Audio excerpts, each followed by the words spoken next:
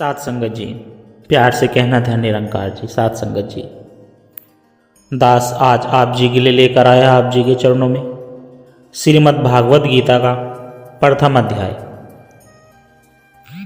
अध्याय श्लोक अनुवाद। सात संगत जी, आशा है प्रवान करें और ध्यान से सुने। सात संगत जी, सात संगत जी, बहुत लोग कहते हैं कि भागवत गीता समझना बहुत कठिन है। कोई कहता है कि 700 श्लोक याद करना बड़ा मुश्किल है, लेकिन आज मैं जो करने जा रहा हूँ वह थोड़ा अलग है। अगर आप सिर्फ गीता के श्लोकों का कर्म अनुवाद सुने तो यह दो महान आत्माओं का गहरा संवाद लगता है। जैसे कोई दिव्य कथा। आज मैं गीता के पहले अध्याय का क्रम से अनुवाद सुनाने वाला हूँ। सात संगत जी, ना एक शब्द इसमें जोड़ा जाएगा, ना कोई विचार। जो लिखा है वही बोलूँगा। अगर आप चाहो तो मेरे द्वारा बोले गए हर एक श्लोक के अनुवाद को अपने भागवत गीता से मिलाकर देख सकते हो। अगर एक श्लोक का भी अनुवाद गड़बड़ हुआ तो सात संगत जी, आप जो बोलोगे मैं वह करूँगा। इसे ऐसे सुनिए जैसे आप अर्जुन हैं और मैं कृष्ण हूँ, जो आपको मार्ग दिखा रहे हैं, क्योंकि हो सकता है यही वह क्षण हो जब आपकी पूरी दिशा, पूरी चेतना, पूरी यात्रा बदल जाए। हर श्लोक में वह दम है जो आपके जीवन को बदल सकता है। तो चलिए शुरू करते हैं। सात संगत जी, गीता के पहले अध्याय से धृतराष्ट्र बोले, हे संजय, यह युद्ध भूमि कुरुक्षेत्र में जहां धर्म और अधर्म की लड़ाई होनी है, मेरे पुत्र और पांडु के पुत्र जो युद्ध के लिए एकत्रित हुए हैं वे क्या कर रहे हैं, मुझे विस्तार से बताओ। संजय ने उत्तर दिया, हे राजन, उस समय जब दुर्योधन ने पांडु की विवाह रचना देखी तो वह अपने गुरु द्रोणाचार्य के पास गया और कहा कि हे आचार्य, देखिए आपके बुद्धिमान शिष्य दृष्ट दुम्मन के नेतृत्व में खड़ी हुई पांडु पुत्रों की यह बड़ी भारी सेना, जिसका विवाह अत्यंत मजबूत है। इस सेना में कौन कौन है? धनुषधारी सूरवीरों की सेना जो युद्ध में भीम और अर्जुन के समान है। सात्यकी और विराट महारथी राजा द्रुपद, दष्टकेतु, चेकितान, बालवान, काशीराज, कुरुचित, कुंती भोज और श्रेष्ठ सेव्य पराक्रमी योद्धा में बलवान उत्तम, मोचा सुभद्र पुत्र अभिमन्यु और द्रौपदी के 5 पुत्र, यह सभी महारथी है। हे ब्राह्मण श्रेष्ठ, आपने पक्ष में जो प्रधान योद्धा है उन्हें भी आप जान लीजिए। मेरी सेना में जो सेनापति है वे भी बड़े पराक्रमी है, मैं उन्हें भी आपको बताता हूँ। मेरे सेनापतियों में है द्रोणाचार्य, पितामह भीष्म, कर्ण, संग्राम, विजय, कृपाचार्य और अश्वत्थामा, विकर्ण, साथ ही सोमदत्त के पुत्र भूरे सवा। इसके अलावा भी कई ऐसे वीर हैं जिन्होंने जीवन की आशा त्याग दी है। वे विभिन्न प्रकार के शस्त्र से सूचित युद्ध में अत्यंत चतुर और निपुण हैं। भीष्म पितामह द्वारा रक्षित हमारी सेना हर प्रकार से अजय है और भीम द्वारा रक्षित पांडवों की सेना, इसे जीतना आसान है। इसलिए सभी सेनाएं अपनी अपनी जगह पर स्थिर होकर अवश्य भीष्म पितामह की रक्षा करें, जो अब सब ओर से हमारी रक्षा कर रहे हैं। फिर वर्द और प्रतापी भीष्म पितामह, जो कौरवों में सबसे बड़े और सम्मानित हैं, उन्होंने दुर्योधन के हृदय में हर्ष भरते हुए सिंह की दहाड़ जैसी आवाज में शंख फूंका। उसके बाद शंख, नगाड़े, ढोल, मृदंग, नरसिंघा सभी बाजे एक साथ बज उठे। उनकी आवाज बहुत ही भयानक थी। फिर सफेद घोड़ों से युक्त उत्तम वृक्ष में बैठे हुए श्री कृष्ण महाराज और अर्जुन ने भी अलौकिक शंख बजाए। श्री कृष्ण ने 5 जन्य नामक शंख बजाए, अर्जुन ने देवदत्त नामक और भयानक कर्म वाले, भीमसेन ने पौंड्र नामक महाशंख फूंका, कुंती पुत्र युधिष्ठिर ने अनंत विजय नामक शंख फूंका और नकुल तथा सहदेव ने सुघोष और मणिपुष्पक नामक शंख बजाए। इस प्रकार युद्ध की तैयारी पूरी हो गई और सब और भयंकर गड़गड़ाहट गूंज उठी। कुरुक्षेत्र की भूमि युद्ध के लिए सज गई और उन शंखों की वह भयानक ध्वनि जो आकाश और पृथ्वी तक को गूंजयमान कर रही थी, उसने अपने पक्ष धृतराष्ट्र पक्षियों के हृदयों को वितीर्ण कर डाला। हे राजन, इसके बाद कपध्वज अर्जुन ने जब उन्हें देखा कि धृतराष्ट्र के संबंधी योद्धा युद्ध हेतु मोर्चा बांधकर खड़े हैं, तो उन्होंने शस्त्र उठाया और इसी केशकृष्ण महाराज से यह वचन कहा कि हे अच्युत, कृपया मेरे रथ को दोनों सेनाओं के बीच में ले चलिए, वहां खड़ा कीजिए, जब तक मैं युद्ध के लिए डटे हुए योद्धाओं को ठीक ठीक देख ना लूं कि इस युद्ध के व्यापार में मुझे किन किन से युद्ध करना योग्य है, तब तक मेरा रथ वहीं खड़ा रखिएगा। सासंगत जी दुर्योधन की दुर्बुद्धि के कारण इस युद्ध में भाग लेने आए जो राजा इसके पक्ष में खड़े हैं, उन युद्ध प्रिय लोगों को मैं ध्यान पूर्वक देखना चाहता हूं।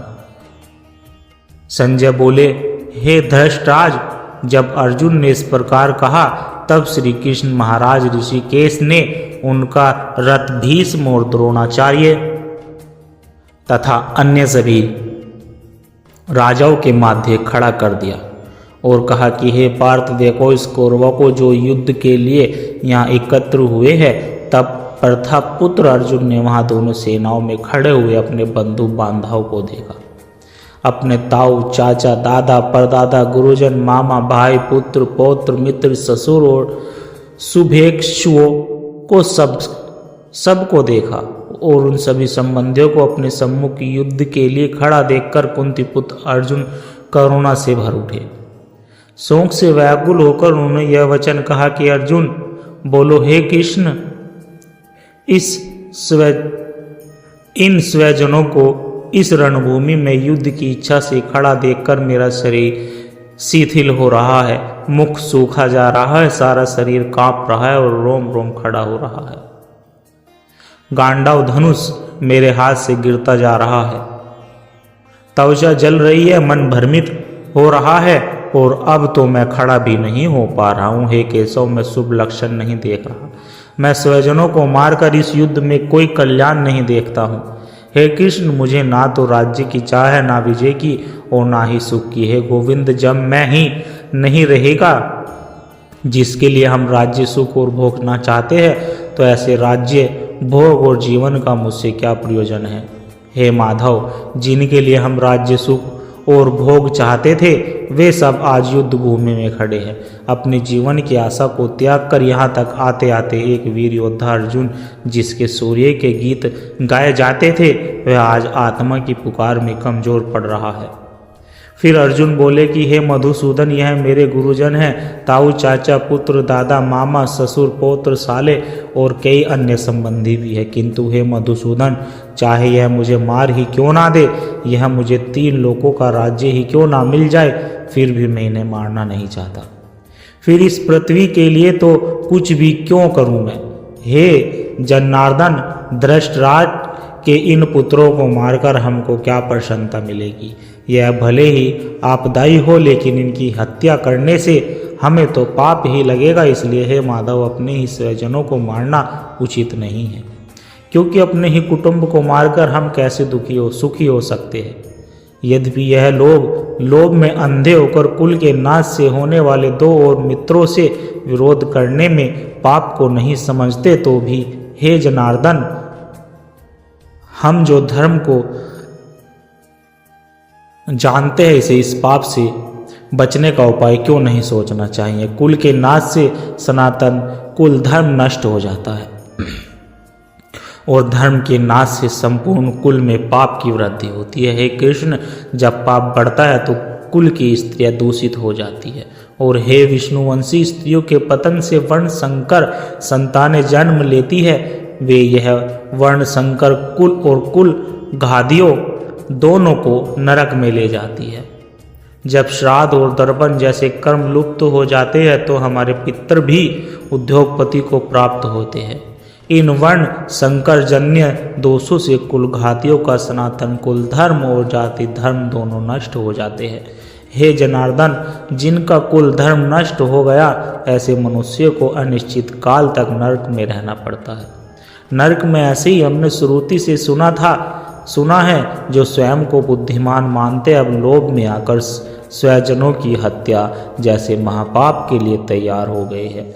राज्य और सुख की चाह में इससे तो अच्छा है कि यदि मैं शस्त्र त्याग दूं और युद्ध ना करूं तो धृतराष्ट्र के पुत्र मुझे रणभूमि में सहस्त्रधारी होकर मार ही डाले, वही मेरे लिए अधिक कल्याणकारी होगा। संजय बोले कि हे धृतराष्ट्र, इस प्रकार शोक से अत्यंत व्याकुल मन वाले अर्जुन ने अपना धनुष बाण त्याग दिया और युद्ध के रथ में पीछे की ओर बैठ गए। मन में टूटे हुए मौन निर्वाक यह था अर्जुन का विश्वास।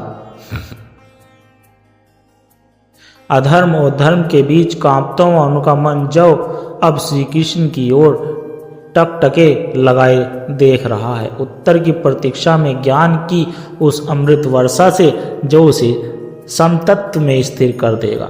तो यह था सात्संगत जी प्रथम अध्याय, जहाँ युद्ध से पहले का संशय है, अर्जुन की उलझन है, पर असली गीता अब शुरू होगी। ज्ञान, आत्मा, कर्म और धर्म की गहराई दूसरे अध्याय से प्रकट होगी। यही वह अध्याय है जो सोच बदलता है और चेतना को झंझोड़ देता है। तो तैयार रहिए, कल हम सुनेंगे द्वितीय अध्याय, जहां से जीवन का नया अध्याय शुरू होगा। अगर आप सभी को समझाने में या फिर कहने में कोई त्रुटि हुई हो तो दास को क्षमा कर देना। सत्संगत जी और बड़े प्यार से कहना धन निरंकार जी। और दास आशा करता है कि दास के द्वारा कहे विचार आप सभी संतों को अच्छे जरूर लगे होंगे। अगर अच्छे लगे हो तो वीडियो को लाइक करें, शेयर करें, कमेंट बॉक्स में धन निरंकार जी लिखकर चैनल को सब्सक्राइब जरूर करें। और सत्संगत जी, दास की एक छोटी सी अरदास और आप सभी संतों के चरणों में आशा है उसे भी प्रवान करें और ध्यान से सुने। सत्संगत जी, अगर इन विचारों ने आपके दिल को छुआ है, अगर आपको आत्मिक शांति का एक कण भी महसूस हुआ है, तो इस ज्ञान के प्रसाद को केवल अपने तक सीमित ना रखें, इस प्रेम के पैगाम को आगे औरों तक भी पहुंचाएं, क्योंकि एक दिए से ही दूसरा दिया जलता है। जब हम इस सत्य की आवाज़ को रूहों तक पहुंचाने का माध्यम बनते हैं तो यह भी निरंकार की एक बहुत सुंदर सेवा ही होती है।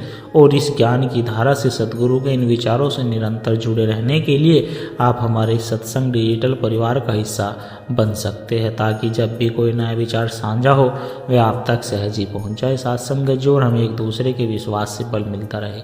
सद्गुरु हम सब की छोटी छोटी सेवाएं स्वीकार करे। सत्संगत जो और दास को यह भी आशीर्वाद दे कि दास हर रोज आप जी के चरणों में ऐसे ही सुंदर सुंदर विचार लेकर आता रहे। सत्संगत जी प्यार से कहना धन निरंकार जी।